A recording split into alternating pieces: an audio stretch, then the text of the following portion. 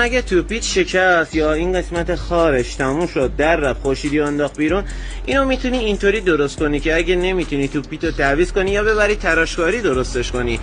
این قسمت هم که حالا میشکنه آخر ویدیو یه تقویتی یادت میدم که ببندی این قسمت بوشای توپیت که تموم میشه نزنی اینجا رو بشکنه.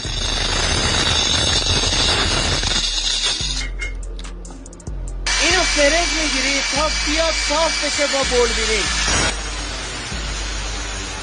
بعد از این که بارشکاریمون تموم شد میای بوشا رو که من زدم بوشا رو میزنی. این توپی که هیچی شکسته ولی توپی خودت سالم بود یه اون واسط کار میکنه، 10 سال جواب میده این کار. ببین شاتان بولبیرینگ شاتان میلنگ هوندا 125 150 فرقی نمیکنه.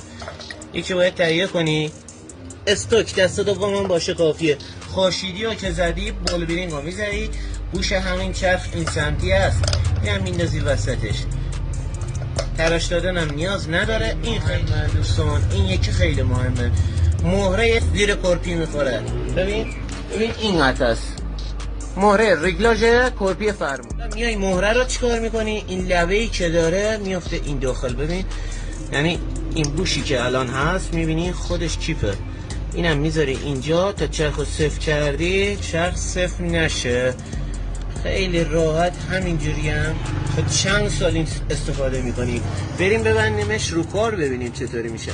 خب دوستان قبل از اینکه ببندیم بهتونم گفتم اگه این قسمت هم شکست یا اصلا خواستین قبل پیشگیری بکنین تقویت بشه، 2 تا بست فلزی این قسمت ببند. اگه یه بزرگتر بود یه دونه.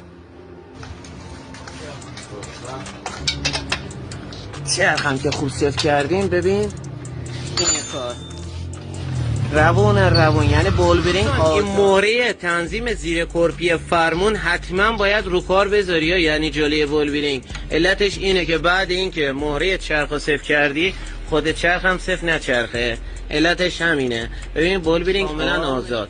با این ترفندی که آموزش دادم بهتون تا 10 سالم از توپیت استفاده میکنی، از اولش هم بهتر واسط کار میکنه. دوستان بوشای خود توپی هم کار خودش انجام میده، هیچ فشاری به گیربکس و موتور نمیاد.